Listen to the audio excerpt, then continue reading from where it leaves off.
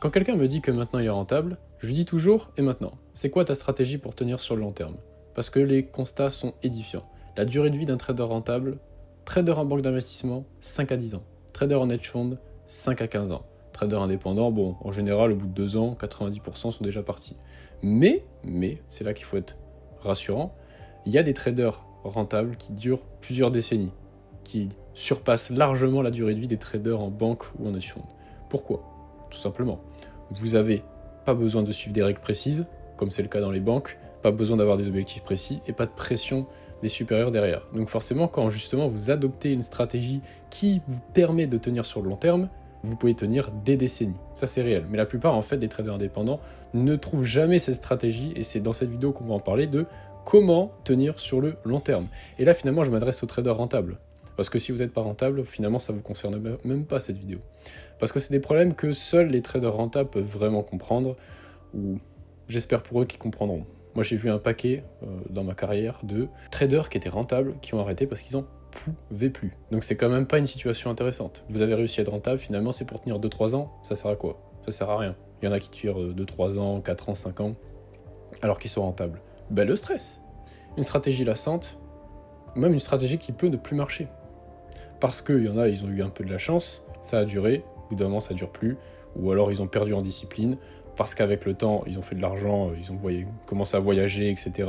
Ils perdent en discipline, après ça part dans tous les sens, parce qu'ils ont un mode de trading qui demande beaucoup plus d'exigences que d'autres. Mais d'abord, le taux de survie des entreprises. Il faut aussi parler de tous les business en général, parce qu'en fait, tout le monde est concerné. D'accord, les taux d'échec, dans tous les cas, sont absolument énormes. Quand j'entends dire, oui, le taux d'échec en trading, il est énorme, donc ça sert à rien de se lancer, bah alors ne vous lancez pas dans l'entrepreneuriat non plus. Les taux d'échec sont absolument délirants. Déjà, boutique e-commerce. Taux d'échec. 80 à 90% des boutiques en ligne échouent dès les 2 premières années. Énorme. Maintenant, taux de survie des entreprises. Là, je parle entreprise, quoi qu'il arrive, que ce soit une boulangerie, un restaurant, une usine, un auto-entrepreneur, on met tout le monde. Environ, 1 an après, 80 à 90% des entreprises survivent la première année. Très bien. Au bout de 5 ans, 50% sont encore en activité. Et au bout de 10 ans, 30% des entreprises existent toujours. Est-ce que vous vous rendez compte ? 70% des entreprises qui sont créées aujourd'hui, dans 10 ans, elles n'existent plus. Le taux d'échec est également délirant. Ne croyez pas, les traders rentables, on n'a pas malheureusement les chiffres exacts, mais c'est des chiffres qui sont absolument délirants. Maintenant, c'est quoi ma stratégie pour tenir sur le long terme ? Ils se résument en 2 mots. Le trading à basse fréquence. Et là, certains, je les vois déjà venir en disant « Ouais, bon, c'est bon, on a compris. Il faut peu trader et tout ça, ça ira mieux. » Non, restez jusqu'à la fin de la vidéo. Il y a un argument déjà qui dit que « Oui, mais il faut un gros compte. Sinon, ça sert à rien. » Mais vous savez, si vous avez un petit compte, peu importe votre fréquence de trading, vous allez gagner que dalle. Donc, autant directement faire du trading de basse fréquence pour être habitué. Pourquoi c'est important ? En fait, quand on est débutant, je le vois directement, tous les débutants sont très pressés, forcément. Ils veulent tout de suite. Pire, des choses à faire. Je vous rappelle que le marché, il s'en fiche. D'accord ? C'est lui qui dicte les règles. C'est pas comme un business où plus vous travaillez, plus vous pouvez être productif, plus vous pouvez, je sais pas, par exemple, créer des produits, etc. Non, là, vous devez attendre le marché. Donc d'être pressé, expliquez-moi à quoi ça sert. À rien. Quand on est débutant, on doit évidemment travailler très dur pour connaître le marché, pour comprendre ce qui se passe. Mais d'ailleurs, quand je dis débutant, attention, si ça fait 2 ans que vous tradez, pour moi, vous êtes un débutant encore. Donc votre problème, c'est que vous savez que j'ai raison, pour la plupart, même si certains vous n'êtes pas encore convaincus, mais vous ne l'appliquez pas. Parce que vous allez vous dire, oui, mais je le ferai plus tard. Non, faites-le maintenant. Parce que le problème, c'est que si vous avez une stratégie de trading très intensive, et je le vois en plus avec l'analyse fondamentale, il y en a, vous voulez bouffer beaucoup d'analyses, des graphiques, des discours de politique monétaire, des articles, etc. Mais au bout d'un moment, quand il n'y a rien à faire, il n'y a rien à faire. Il faut savoir attendre. Et clairement, ceux qui maîtrisent l'analyse fondamentale, je le vois, qui maîtrisent l'analyse technique également, ceux qui échouent le plus, c'est ceux qui sont pressés. Ils ne veulent pas attendre. C'est insupportable pour eux d'attendre. Donc, si vous savez attendre, vous êtes fait pour le trading à basse fréquence, et là, je vous assure que vous allez tenir sur le long terme. Il n'y aura pas de problème. Parce que le problème, encore une fois, d'avoir une stratégie intensive, c'est qu'au bout d'un moment, vous allez même plus... Déjà, ça va vous saouler au bout d'un moment, vous allez en avoir marre, et surtout, vous n'allez pas savoir faire de trading à basse fréquence, parce que vous ne serez pas habitué. Et ce qui va se passer, c'est que vous serez un peu tétanisé, c'est-à-dire que vous gagnez bien votre vie en trading, mais finalement, vous avez envie de sortir de votre mode de trading intensif, parce que vous êtes enfermé là-dedans, et en fait, vous n'allez même pas réussir à vous en sortir. Parce que vous allez être flippé à l'idée de vous dire, je sais pas, admettons, vous gagnez très bien votre vie, vous allez vous dire, mais je peux pas me permettre de bouger mon mode de trading alors que ça marche très bien déjà, mais j'en peux plus. J'en peux plus de ce mode de trading-là. Il est insupportable. C'est là le piège. Et c'est pour ça qu'il faut directement, pour moi, évidemment, commencer directement, le plus rapidement possible avec le trading à basse fréquence. Plus important. Moi, c'est comme ça que je tiens. J'aurais pas pu le tenir si je prenais 10 positions en moyenne par mois, c'est insupportable. Et déjà, il y a des gens, c'est encore bien pire. D'accord ? D'ailleurs, j'ai remarqué quelque chose également. Les scalpers qui prennent énormément de positions par mois. Et les swingers. Là, je parle dans tous les cas, que ce soit des bons scalpers, des scalpers qui sont très forts dans leur domaine, et à côté de ça, des swings à basse fréquence qui sont également très forts dans leur domaine. Ben en fait, quand vous regardez les performances des deux, c'est des performances qui sont globalement identiques. Donc maintenant, à vous de choisir. Est-ce que vous voulez avoir pour les performances égales un trading ultra intensif où vous devez être très présent sur les graphiques, même pas forcément en termes de présence pure et dure sur les graphiques, mais être beaucoup plus stressé parce qu'il y a beaucoup plus de positions à manager, etc. Sans aller dans les deux extrêmes. Prenez 8 positions en moyenne par mois. L'autre, il en prend 3 en moyenne. Vous avez les mêmes performances. Vous préférez quoi ? Prendre 3 positions en moyenne par mois ou 8 ? Forcément, vous allez en prendre 3. Vous êtes beaucoup plus libre, vous allez beaucoup avoir moins de stress. Donc là, vous allez tenir comme ça sur le long terme. Clairement. Et voilà. Mais bon, le problème des débutants, c'est que... Et d'ailleurs, même moi, quand j'étais débutant, je savais que c'était le mode de trading que je voulais. Je savais que, finalement, l'écrasante majorité des traders indépendants qui tenaient des décennies, ils avaient cette méthode-là de trading. Mais au fond de moi, je l'appliquais même pas. Je dis oui, mais on verra plus tard. Mais non, pourquoi faire ?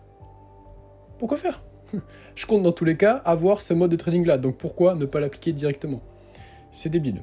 Alors, il y a un argument également qui me dit oui, mais il faut avoir un gros compte pour faire du trading basse fréquence, sinon ça sert à rien. Mais non.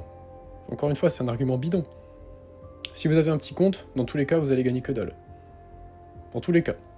Et comme j'ai dit tout à l'heure, les performances, il n'y en a pas un qui gagne forcément mieux que l'autre, quand, évidemment, ce sont des traders rentables et des très bons traders, quelle que soit la méthode. Globalement, les chiffres restent à peu près les mêmes. D'accord ? Ça, je l'ai constaté, je peux vous le dire. Et surtout, comme je disais tout à l'heure, si vous vous adaptez à un mode de trading qui est intensif, et que vous êtes rentable, que vous gagnez très bien votre vie, mais que c'est un mode de trading intensif, vous pouvez être paralysé juste à l'idée de vous dire « je lève le pied », parce que, finalement, vous ne pouvez pas vous permettre de vraiment bouger votre stratégie de trading. Et donc c'est pour ça que c'est très important de commencer directement, d'accord ? Et ne vous méprenez pas. Tous ceux qui sont très forts et qui tiennent des décennies sur du trading ultra intensif, beaucoup de positions, avec des très grosses analyses, ça n'arrête pas. En réalité, ils sont très peu nombreux, d'accord ? C'est des monstres psychologiques. Ne croyez pas que vous tous, vraiment, il doit y en avoir quelques-uns dans le tas, mais la majorité d'entre vous, l'écrasante majorité d'entre vous, vous n'êtes pas apte psychologiquement à avoir ce mode de trading-là. Ça, c'est clair et net, je le vois. Il faut aussi, dans le trading, savoir retirer son ego. Et il y en a plein, vous avez un ego, c'est hallucinant, mais de toute façon, le marché, il vous corrige. Ça qui est bien dans le trading, c'est que vous pouvez avoir l'ego que vous voulez, vous pouvez penser que vous êtes le meilleur, c'est très bien, mais le marché, il va vous corriger.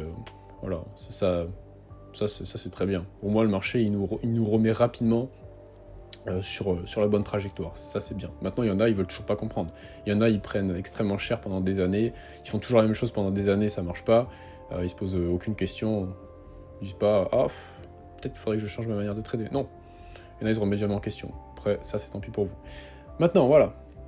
Je sais que cette vidéo, certains sont déjà partis et se disent « Oui, c'est bon, on a compris, on trade peu, et alors ?»